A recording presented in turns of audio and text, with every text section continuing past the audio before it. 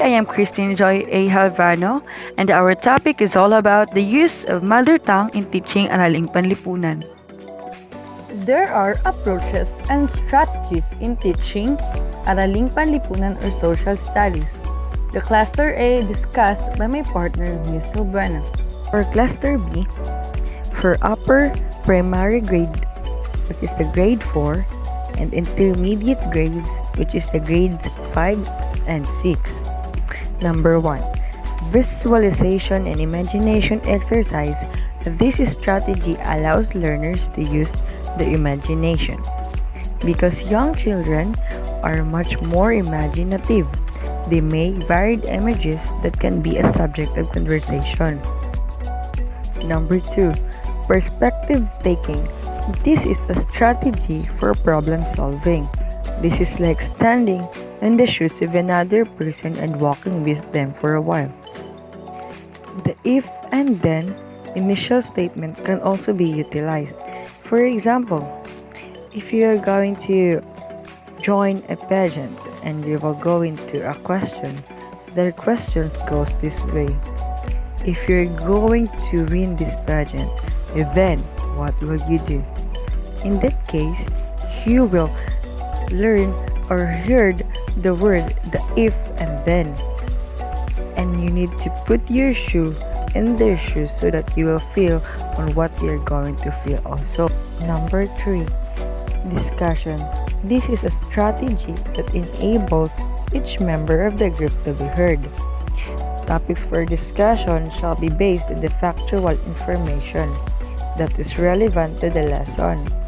Discussion will be best if it is student led and teacher facilitated. Then number 4, simulation games. Simulating the various situations like poverty allows learners a better feel of the situation. It gives them an idea, especially to the student, to be more creative and be more responsible in the community by learning through the experience of the games.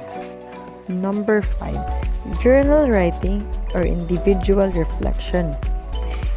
This is done at the end of the class session. Learners are to answer 1 or 2 questions that will allow thinking of the responses, reflection, or reactions to a topic that has been discussed. Number 6, think, pair, and share. This strategy requires 2 persons or a dyad. Each one verbally gives his or her thoughts while the partner listens. This will develop the skills in communicating and thinking as well as in listening. Number 7. Problem solving. It is one of the most valuable learning strategies. It enables the person to use other valuable cognitive skills such as analyzing, generating options, and evaluating options. Number 8. Research through interview. Even young school children can conduct interviews and do research.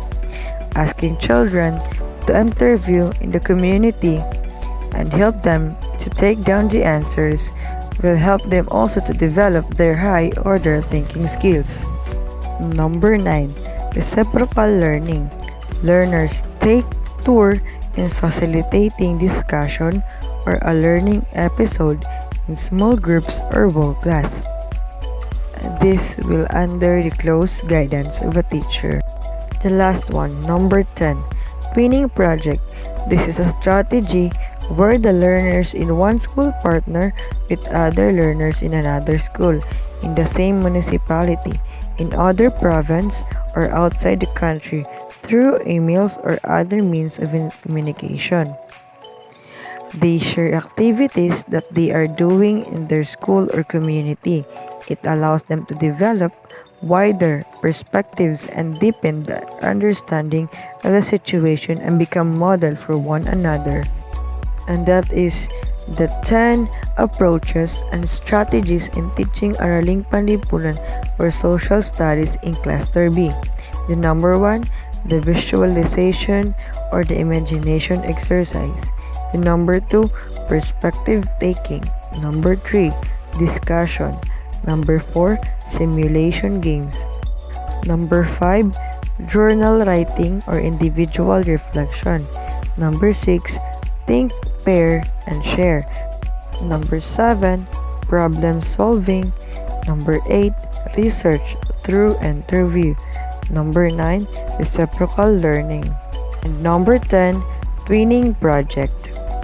And now, let's move on to the next activity. Given these words, we need to identify this in our mother tongue.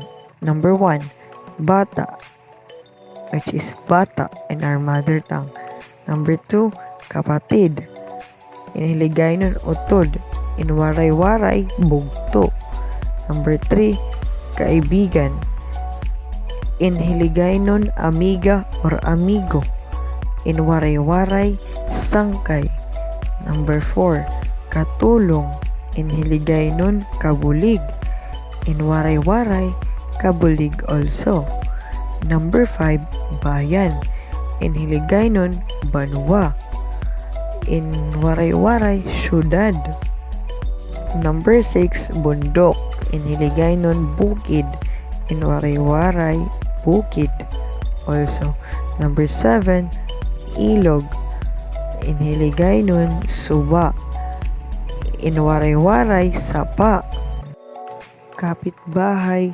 Inhiligay nun kasilingan. Inwaray-waray, sapit nga balay. Number 9, magsasaka.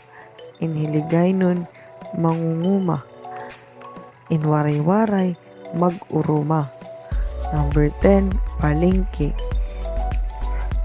Inhiligay nun tindahan. Inwaray-waray, merkado. Number 11, simbahan. Inhiligay nun simbahan. Inwaray-waray, simbahan also. Number 12, paaralan. Inhiligay nun eskwelahan. Inwaray-waray, eskwelahan also. Number 13, guro. Inhiligay nun panaunodlo or teacher.